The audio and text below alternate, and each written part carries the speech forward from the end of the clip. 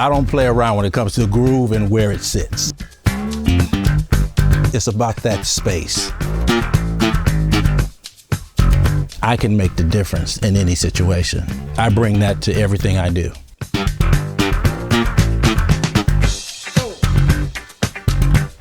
I'm conscious of what I'm doing because I mean it every time I do it. So today I'm here with the incredible, the legendary Ready Freddie Washington. And normally at the beginning of these interviews, I was saying to Freddie just earlier on, I was like, normally I can remember who they've played with, but as I was preparing for this interview this morning, I was completely screwed because he's played with too many people. So I've had to make a list. So that's why I'm sat here with my phone, right? So Michael Jackson, Lionel Richie, Anita Baker, George Benson, Steely Dan, B.B. King, Elton John, Stevie Wonder. I'm still not finished. Celine Dion, Kenny Loggins, Herbie Hancock, and on it goes. Yes. So yeah, and we're going to kick this off with Forget Me Nots by Patrice Rushen.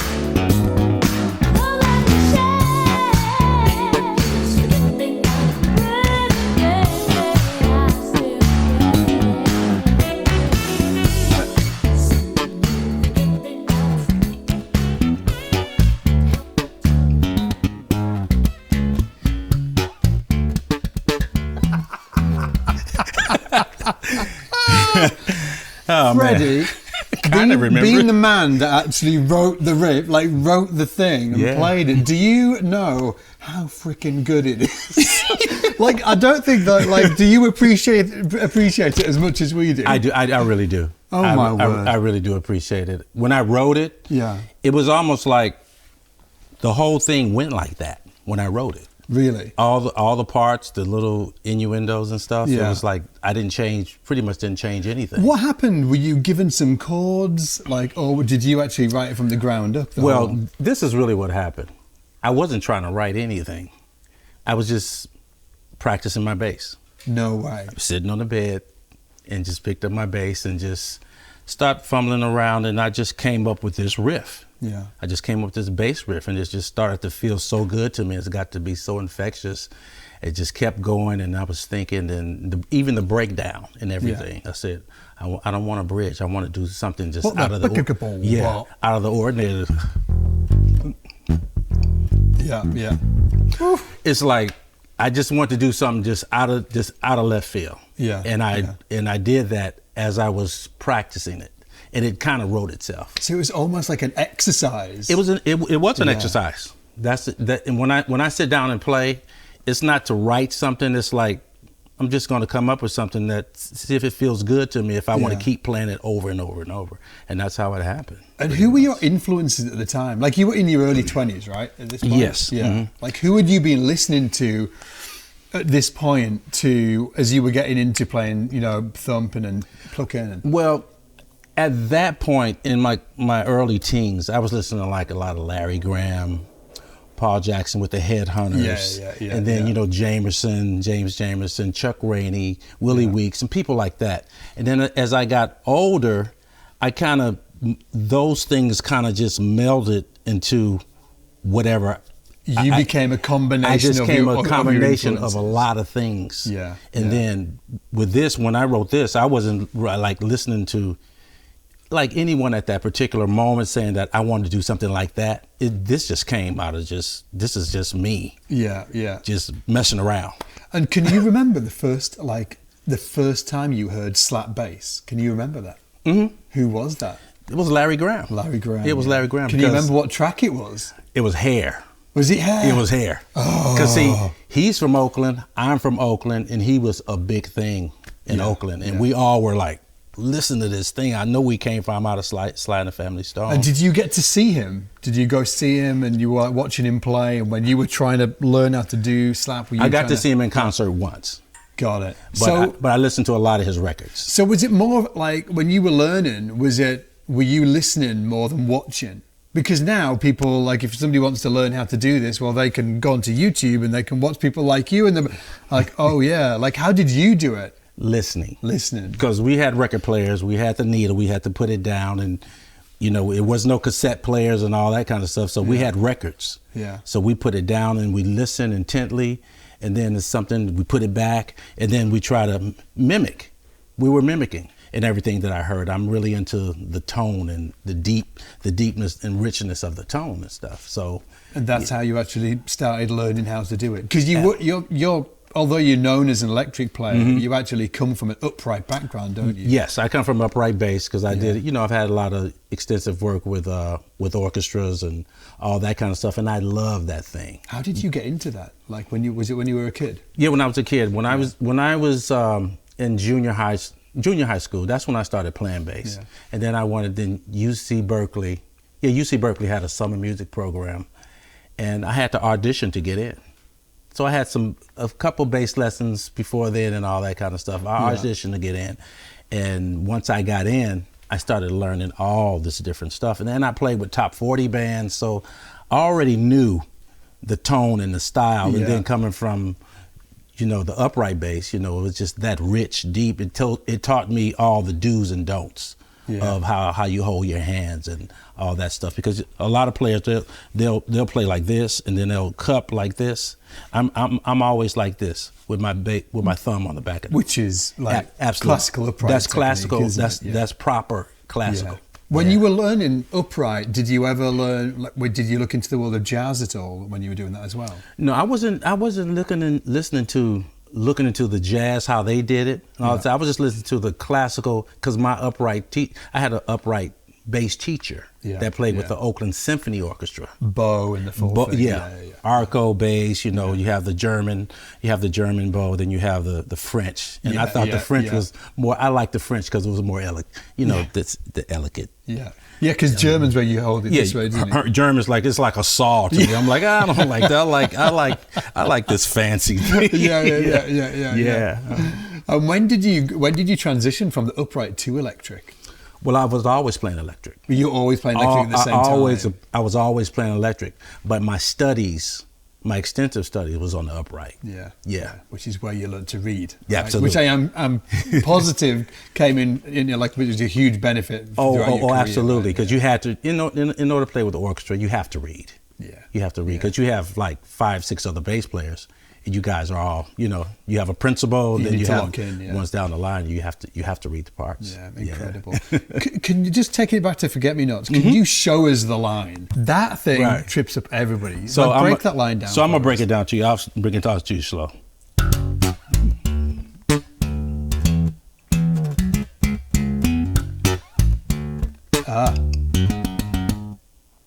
Got it. Try this. Okay. Yeah. So it's all thumb. It's all thumb, and with the line, you want to kind of connect the nose.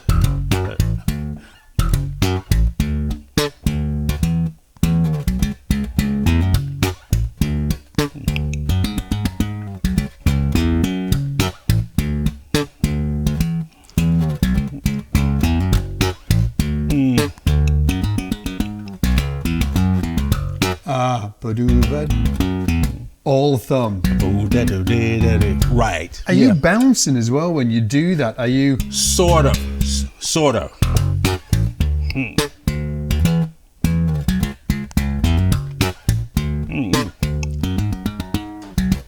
Oh, it's kind of going through the string a little bit, isn't it? Yeah. Yeah.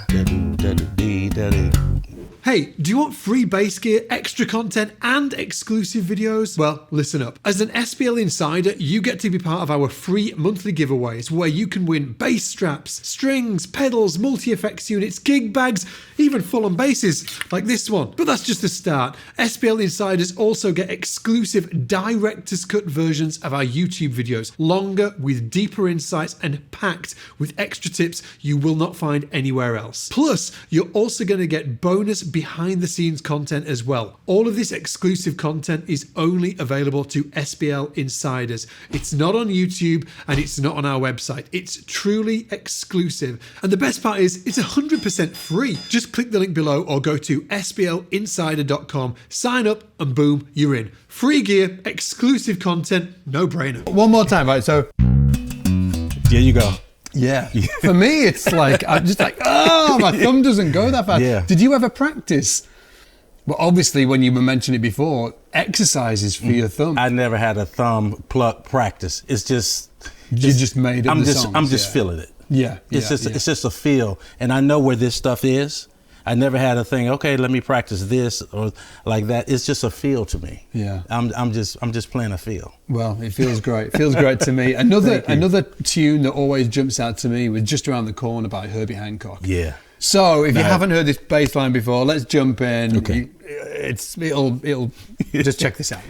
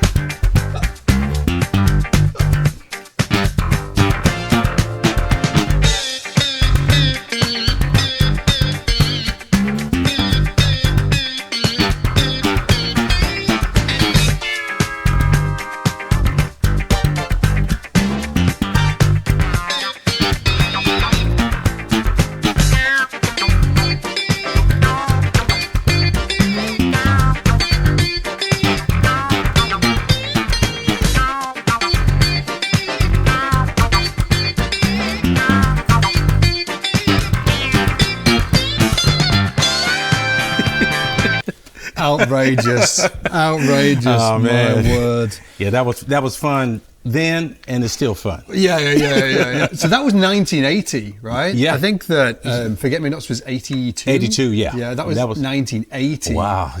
What's it like when Herbie calls? How old are you? Like, were you like in your early 20s? Yeah, early 20s. Yeah. Because I started with Herbie. I was 19 when I started with Herbie. So just before you were talking like about your influences, Larry Graham, you know, you mentioned Paul Jackson.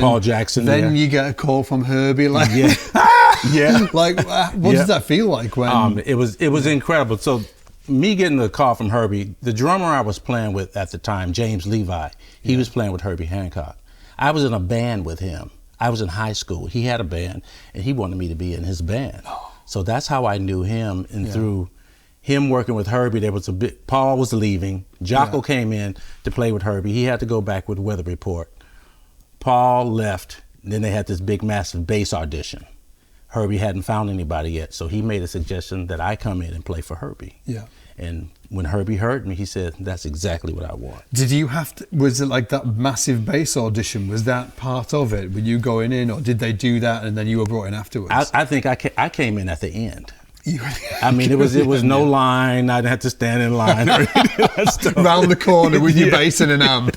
Yeah. So I came in and I played with the band, and he loved what he heard and loved what he felt, you know, and it was mine. And that was incredible. That must have felt incredible. It was an incredible feeling. Like, what was at that point, what was your confidence level with like harmony and stuff? I'm coming from a groove place. I come from a place of groove, but still within the groove, knowing, you know, if I'm playing if I'm playing major or minor, I know where I'm at. I knew all that stuff, but how the chords are formed and all that stuff, I wasn't so versed in that so much as I am, you know, like when over the years that I've learned more. Because you pick it up more and more. You pick up more and more. So my thing was always been about the groove. Yeah. You can tell. You've got the groove. I'm a groove guy. And were you playing? Was this the bass? This is the bass. Because this is the Forget Me Nots bass. It was with Herbie as well. Absolutely. This is the beast, right? Outrageous. Tell us the story about this bass. Okay. This bass, I got this bass when I was in high school. I was in the 10th grade. Okay, I was looking for a bass. There was a store in Oakland, Berkeley area called Leo's Music. At 10th grade, how old is it? I'm from the UK. We don't use the 10th, how old are you in 10th grade? So you're like 15, 14, 15. Got it. In 10th grade, so I'm looking for a bass. So I go to the music shop. So they have a board up there that people post cards and things. Cork board. I remember the thing. You remember those things? Yeah. So I go up and I look at this board and I'm like, then I see Fender, I see 1972 Fender Precision bass and Professor, blah, blah, blah, whatever it is. So I took the card down, got it, went home, called the professor. I said, I'm interested in this bass. He said, come on over and see it. So I went over there, saw it and played it.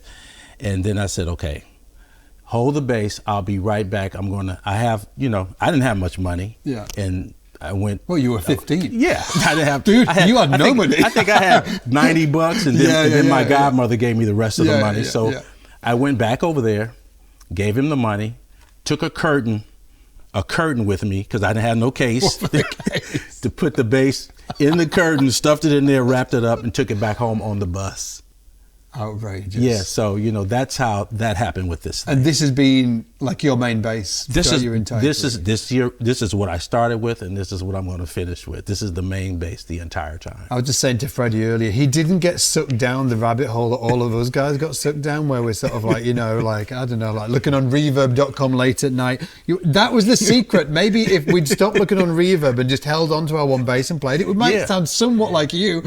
We've all been looking at basses. But I answer a lot of guys. I run into a lot of guys that I really like and stuff, and I say, "Do you still have that bass you played on this song with this?" "Oh no, I don't have that one anymore." And I'm like, "Man, I love that tone and that sound." And I'm just proud to say that I have this, and this bass means so much to me. It's a part of my life. We like around that time, knowing that your influences like Larry Graham, because Larry was playing like a jazz bass. Was there any part of you that wanted to gravitate towards a jazz bass, or was it always the P bass? And Can you remember, like, what were you thinking around For that time? me, it was always the P bass. It was always the P bass. Yeah. And was that a sound thing or a feel thing? It was a sound and a feel. I know Larry played more of a jazz bass. Yeah. Because his basses are more thinner and this Yeah, and that. super thin. I wanted, space. I wanted to feel like I had real estate here to get in between, because for me, a lot of the jazz bass, the strings are too close, and I have a hard time getting in and out. I like to be able to get in and out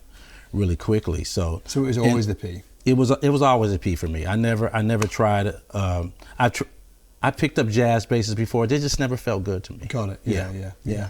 So you always gravitate towards Yeah. P bass. And this one's changed slightly, hasn't it? It has. There's a few modifications on there. There's a few modifications. It's like, okay, this bridge didn't come back in the day. It came with the regular Badass bridge, isn't it? Yeah, this is the badass bridge. Yeah. I put that on early. They had a moment, didn't they? Yeah. Yeah. Early on, I put Bobby this on. Vega, right? From Oakland, yeah? Absolutely. So, like, I think did he have something to do with the development of Badass Bridge? I'm not sure. I'm not sure what the history is, but I knew it was the bridge to get. Yeah.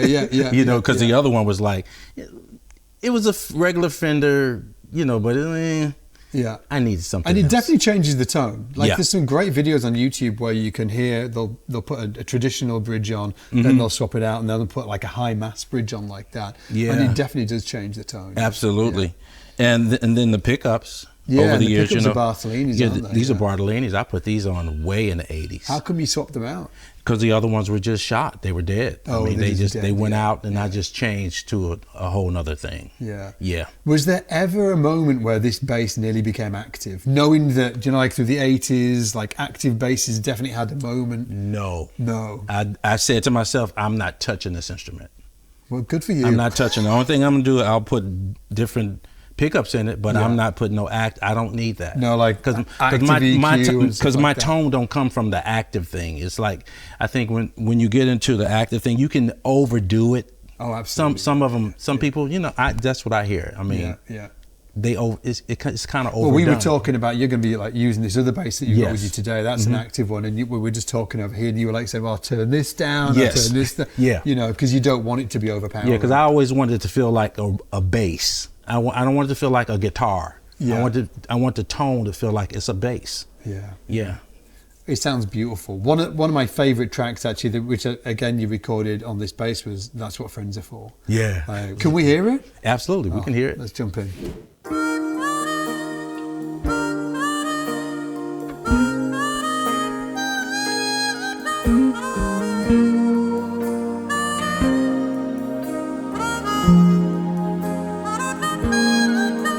And I never thought I'd feel this way. And as far as I'm concerned, I'm glad I got the chance to say that I do believe I love you. And if I should ever go away, well then close your eyes and try to feel the way we do today. And then if you can remember, keep smiling, keep shining, knowing you can always count on me. For sure, that's what friends are for good times and bad times. I'll be on your side forevermore. That's what friends are for.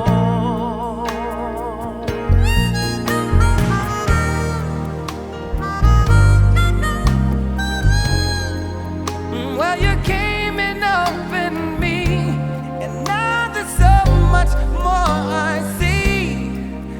And so, by the way, I thank you. Oh, and then for the times when we're apart, well, then close your eyes and know the words are coming from my heart.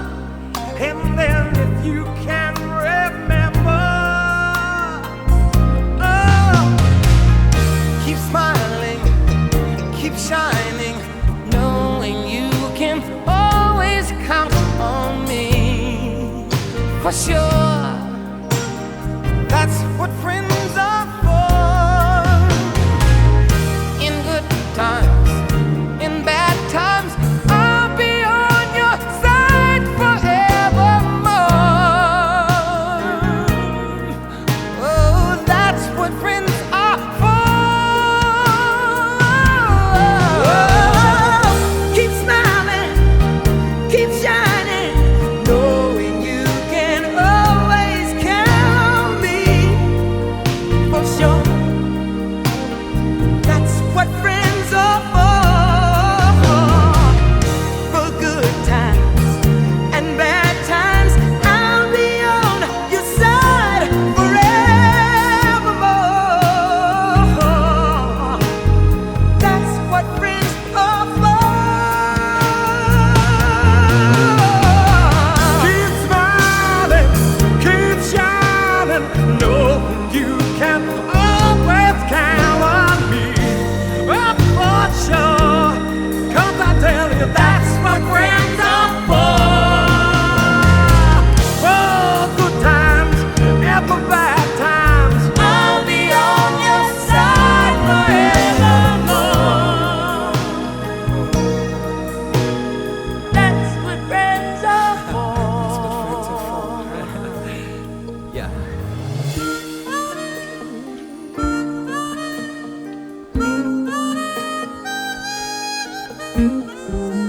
All me for sure. I don't need for sure, I don't need for sure. That's what friends are for. Keep smiling, keep shining. Okay, so I love YouTube, you probably love YouTube, but let's be honest, it's not the best platform for in-depth teaching. Enter the SBL Academy. At SBL, we break down the bass with a curriculum-driven approach that spans from complete beginner level to super advanced. We also cover all kinds of genres, skills, and techniques, all brought to you by world-class bass instructors. And best of all, you can get started today for free at trysbl.com. Sort of something like that. something like that. Like, it's one of the greatest examples I think of in terms of like bass playing for the song. Like, do you think that came instinctively for you? That's an instinct. It is. So there was no time in the past where you were like overplaying. No, never. Just- I right. always listen to the song, to the melody, Yeah. what everybody else is doing, and I'm trying to create a bed. Got I'm it. trying to create Yeah. this bed that you can just lay in, and less is more. Where does that come from, though? Where does that musical maturity come from? I've always been like simplistic. You know, I've never been. What, and gravitated towards that? Yeah. Yeah, I've never been flashy and want to play flashy or this and that. I always want to play, and with this, it's a lot of tone and rich. It's a lot of rich tones going on. It just sounds like Yeah. I was when we played. I was like, if melted chocolate was an instrument, it'd sound like this. Absolutely, and that's a good way to explain it. Yeah. It's like melted dark chocolate. It's like you just don't want to disturb things. It's like because you have all these other little things that are ear candy going on, and you want to be there at the right time, right moment, in the right place. When I was listening to you there, it feels like each note is. It's almost like a bow, like It melts into the next note. Absolutely. Yeah. And then when it's in the track, it just, with everything else, it's even more delicious. Yeah. Dark chocolate. Yeah, absolutely. Yeah. You're really, really gentle in Yes. the way that you touch the string. Is Because- that always something you've been doing? I've always done it like that because it's like the tone is coming from here. Yeah. So it's like I never, if I dig in, my dig in is only like that much. Got it. Yeah. It's not digging in. It's really just intensity. It's small, intense little moments. Dialing it up You just slight. dialing it up where it doesn't seem. It's like growing. Yeah. It's almost like you're mixing yourself because I play dynamically. Yeah. So I'm kind of like I move like this and it seems like it's doing this, but you never see me. You will never see me digging in.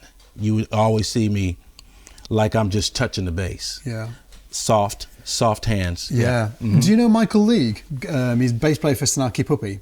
Oh yeah, absolutely. Yeah, I had a really interesting absolutely. conversation with him because he also plays incredibly lightly, and he was talking about, he thinks like that the lighter you play, if you looked at it on, in Pro Tools, Yes. he said if you're digging in, you're going to get like a big sort of like attack, and then it's going to die off. You're gonna squash your sound if you dig in. The lighter you play, the more bigger the the sound. fatter it sounds, Yes, because absolutely. instead of like traffic cones in Pro Tools, you're going to get like sausagey type looking things. Absolutely, absolutely. Yeah. And with that, like these are round rounds, aren't they? These are round. Yeah. Do you prefer dead rounds, or does it matter? Or I want them to be fresh as possible. You want them fresh, yeah. I want to make them. I want to make the string sounds like they're dead. Got it. I can. It's like, that's interesting. So, as I'm playing, I'm doing different things. It's like I'm To control the notes. to control the notes. If I wanted a billowy, muty sound,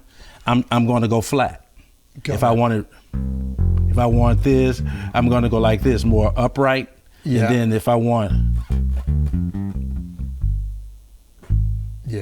almost sounds like a absolutely, Like it a sounds palm mute without type of thing. palm muting. but with this hand, Yeah, I'm doing.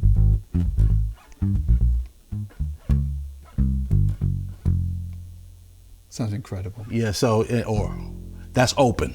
Yeah, That's round Are you open. doing that all the time? I do that all the time. All the time, so you're just I'm not here. adjusting all I'm the not flat all the time, and I'm not round all the time. The pitch is 50%, but then you've got 50% of is like articulation, how you pluck it, how much muting, Absolutely. or not muting. Yeah, yeah. Absolutely, So interesting, absolutely. Yeah. So, Oh man, I really want to talk about like your time and how you feel time, because for me, when I watch you play, it's one of the things that just jumps out at me immediately is where you're placing the notes and your time feel. I'm so interested in that. Let's listen to Sweet Love, because that's when I first heard it. When I first heard that track, I was like, who is playing on that and how are they putting the notes in that area? So Right. let's jump into the track and then we can talk about it. okay.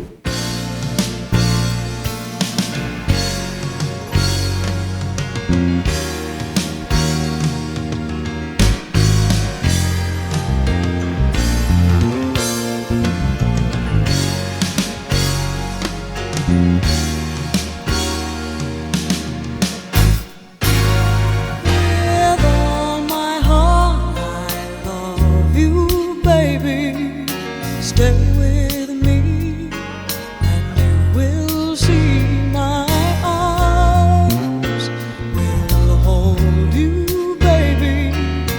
Never leave, 'cause I believe I'm in love.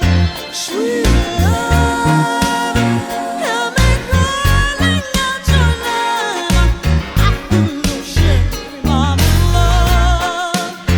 Sweet love, don't you ever come away. It'll always be this way. Your heart has called me close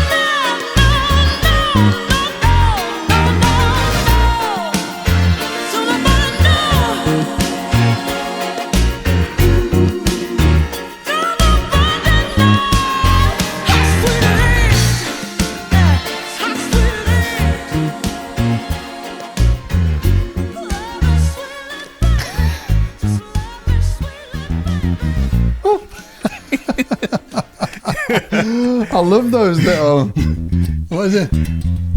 Those little fills you do. Yeah, like. Oh, they're great. They're great. And again, it's like another example of just like like playing bass for the songs. Simplicity and waiting. Wait. Yeah. Wait on the notes. Wait on the notes. Wait. Don't never hurry to the downbeat.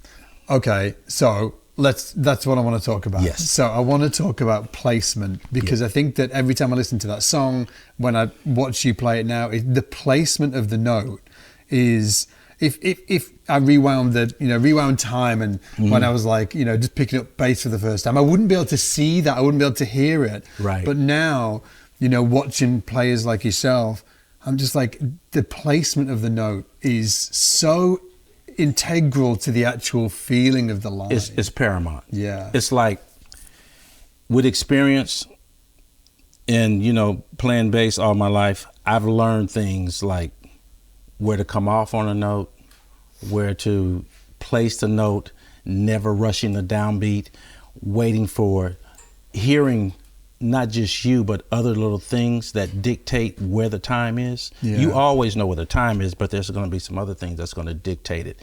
And you have to wait on those things. Wait on the downbeat. Wait on the time. So are you waiting for the downbeat? Or what are you playing just when after? I'm playing them.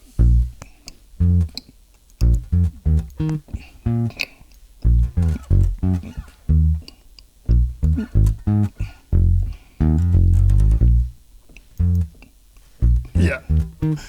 So you can hear it. Oh yeah. You can hear I can even, feel. I can see feel it in your body where you're feeling it. Absolutely. Because my body is always in halftime. Got it. I may do this with my foot 1, 2, 3, 4, but I'm doing this. I'm always feeling half of it. Yeah. Yes. And is that part of the when you talk about being really conscious of waiting? Is that feeling in halftime? Is that part of that approach? That's part of it. Yeah. That's part of it because I'm dictating and I'm keeping the rhythm together by waiting on those downbeats. Because it's like if you rush the downbeat, it throws the time somewhere else.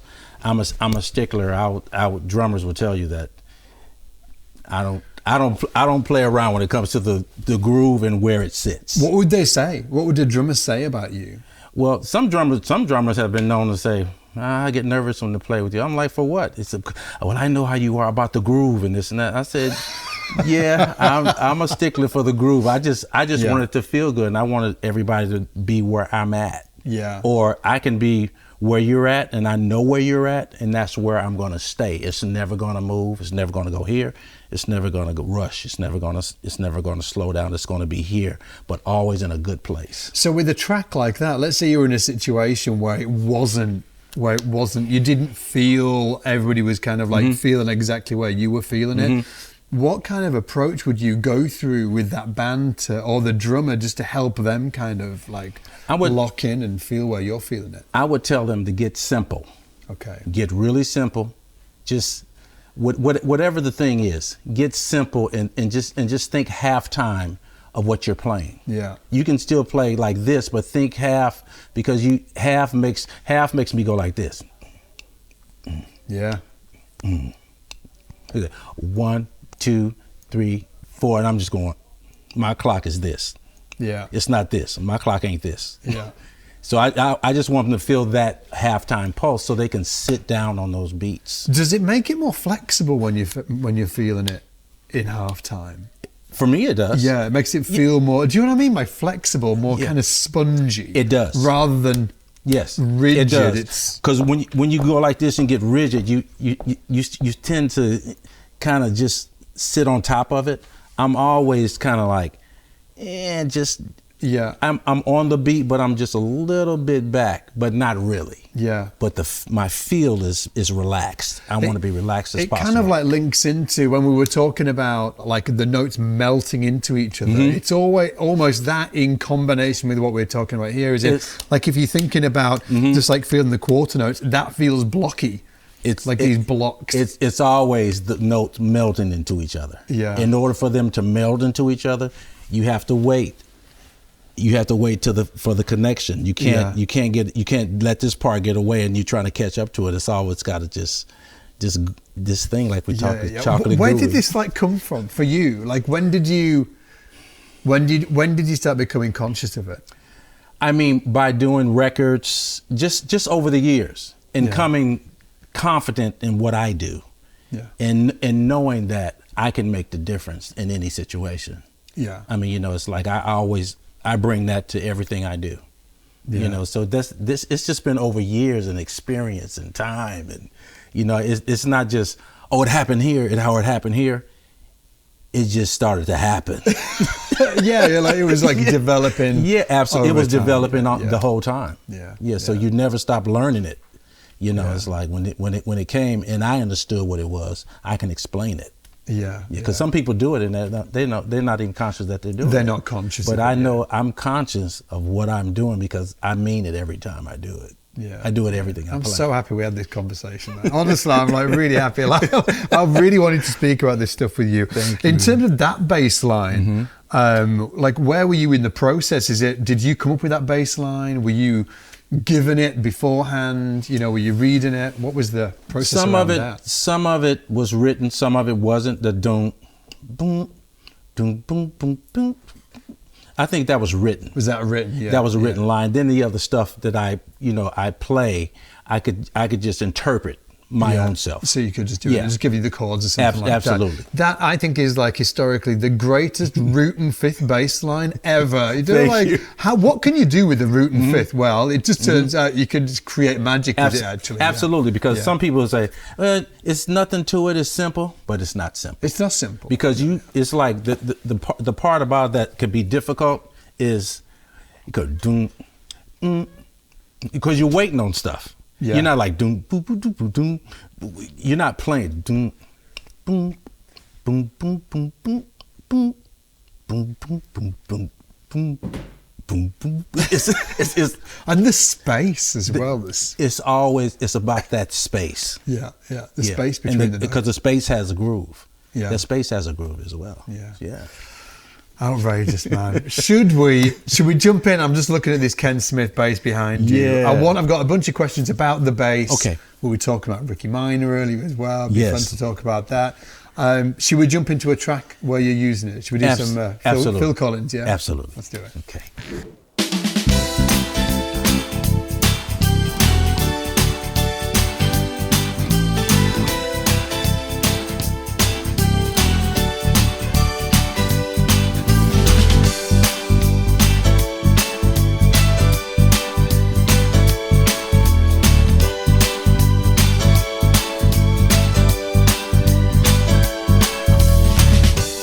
There was no reason to believe she'd always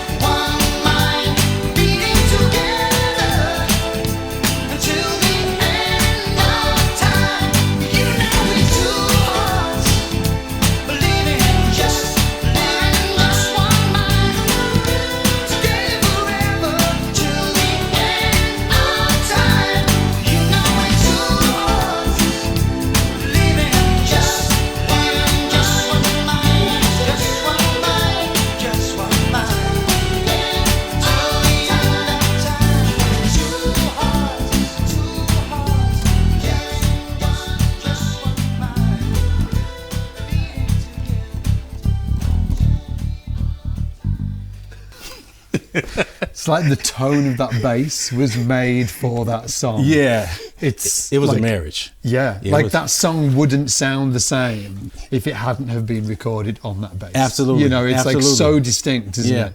because I think I remember on that session, I'm always going to bring my Fender. Yeah. I'm always going to bring a 5-string, and I might have had another bass. Yeah. And then when I heard the song, because I try to marry the bass with the song and what I think that it needs as far as tone wise. Yeah, yeah. And this was the bass I chose for that. Yeah. Did you ever play the Fender on it? Never. You just listened to it and you were like, yeah, oh, because I know. needed that low C. Yeah.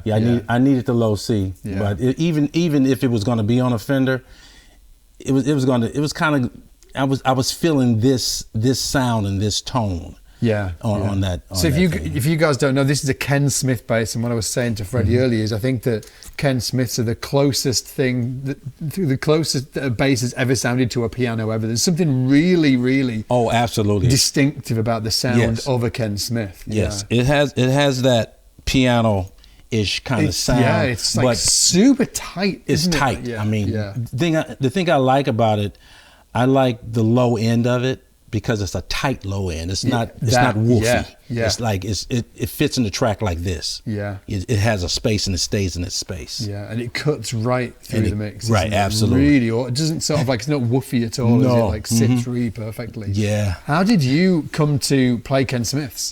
Oh man! So after I did, was it '86? I think I was doing Anita Baker's "Sweet Love." I was working on the album, and then after that, arrangers like the world famous arranger Gene Page that did all the Barry White records. He can really write for the bass. He writes great bass lines that you would play, you would actually play on your own. So he was writing for the 5th string. So I needed a 5-string. Yeah. So you I knew turned up and the notation had like low C's on it. it's like okay, and I'm like, so there was a guy, I forget the guy's name. He had a Ken Smith, and the session would rent his Ken Smith, his 5-string, for me to play on the days. Oh, got it. Okay. Yeah. And then after that, I called up Ken Smith. We had a conversation on the phone. I went to New York and started checking out a few basses, and this is the one I took. This was the this one. is the one I took home. Because was it mid-80s? Is that when the session players like yourself That's when it started changing, because we were competing with the Moog. We were competing with that low B flat. Yeah, and all that stuff. So we had to change. It was almost something that was necessary. It was a good necessary thing. Yeah, absolutely. Yeah, and I was mentioning to Freddie earlier, like the first time I played a Ken Smith, it was like that penny drop moment. You're like, whoa! It was actually at Ricky Miner's place across the other side of town. He's got a studio, and he was showing me his basses, and he pulled out the Ken Smith, and he was like, "This is the Ken Smith that I used for playing with Whitney Houston." And I was like, whoa! And I can remember just playing it, and just like my mind just like blowing. I was mentioning it to Freddie, and Freddie was like, "Oh, Ricky got that Ken Smith because of this Ken Smith." Yeah, that's right. That's right. Yeah. He'll tell you that. Yeah, it's a beautiful made instrument, and it feels good in your hands. It's the neck. It's a wide neck, but it's comfortable. Yeah. It's just a comfortable instrument, It's like, and I love playing it. Anytime I get a chance to play it, I love playing it. And this is the bass that you also used with Michael Jackson, right? Yes, this is what I used on that little gig. Yeah, that little gig I did with him. That little gig you did, yeah. That history tour. Yeah, this is the one. Yeah. What was that like, getting called for the Michael Jackson stuff? Oh, it was great, man, because I was like, I was ready to do something. A big tour like that, because I've always been like a studio guy. I wasn't going on the road a whole lot. Yeah. So, but going out with Michael was like, okay. What's that like? What's it like going out on tour with Michael Jackson? Pandemonium. Is it pandemonium? Yeah, because you got the fans. They're screaming. They're all over the place. Yeah. And this was this was just after The Dangerous had been released, right? Yeah, it was like the peak of the Yes. Yes. And this is his last tour, and it was worldwide. It never came to the U.S. Did it not come to the U.S.? No, the closest it got to was Hawaii. Yeah, but it was all in Asia, Europe, and all over there. And what was the Well, two things I want to know is when did the call come? Where were you? What did your face look like when you realised that? And then also, what was the rehearsal? Yeah. What were the rehearsals like, and how long did you rehearse for? So I got the call from his keyboard player because I was recommended for the tour by guitar player David Williams that played all the famous Michael Jackson licks. So, he and I were good buddies, and I got the call and came in, and it wasn't I don't audition for anything. So it's like, okay, you want the gig, you got the gig, it's yours. And so the rehearsals were like a month and a half or 2 months rehearsals because the band had to rehearse first. Then we had to rehearse with the production, with the singers and all this stuff. So it was a couple of months of rehearsal. And when does like Michael Jackson come into that? So you guys are like getting your looks to flux in, right? Then the dancers and I imagine backing vocalists and stuff like that. He comes in when we're on the big sound stage. He's not there for the rhythm section rehearsal. But once we hit the big sound stage, we rehearse in this big airplane locker, hangar kind of place, and then that's when he's there, because that's when all the lights, they got to do pyrotechnics, the band, and all that stuff, and all his notes and all this stuff. That's when he's there. And how long does that bit take? Like how long does that go? That took about 3 weeks, at least 3 weeks. And what are you doing, like 5-day weeks or something like that? 5 days, 5 days a week. And then what does a day look like? Are you rehearsing for hours and hours, or does it change? Well, it kind of like we're on set, and then it's like it's some downtime because they're talking about, okay, we got to do this light thing. Then we got the dancers here, and he wants a little more. He's giving directions. He knows exactly what he wants. So we're not playing the whole time. Got it. Okay. Yeah. So there's some downtime because they have other things they're doing because this is the production part of it. Got it. Okay. So because when we go to the production rehearsal on the big sound stage, the band is ready. Yeah. Ready to go. Just count it off. And does anything change particularly at that point? Does he have any direction, or are you just to the point where it's all locked in? And then we're pretty much locked in. His changes is going to be with his dancers and the lights and pyrotechnics and all that stuff. We have the music down. Got it. So if anything changes on your side, it's probably to do with what the dancers are doing. Oh, we need to cut this here. So like absolutely. Edit. We're going to edit this out, or add a few more bars or whatever that is. Yeah. But when we're there, we're ready to hit. Yeah, we're ready to hit. And it was good. When's the last time you played a bit of Smooth Criminal? Haven't played that in a long since 96, 97. Are you ready to give us a little bit of Smooth Criminal? I'll give it a try.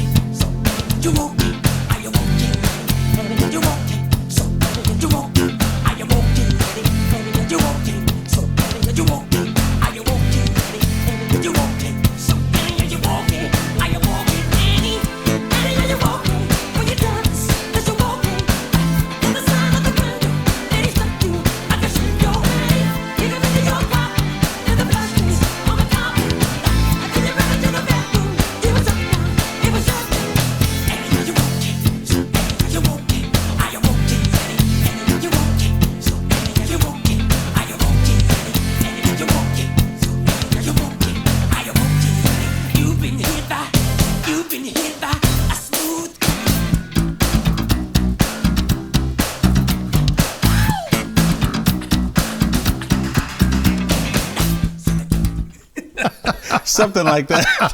The fastest thumb in the West. That is a serious thumb workout. It is a thumb workout. That's pretty much all played with your thumb, isn't it? The whole thing. Pretty much. It's all.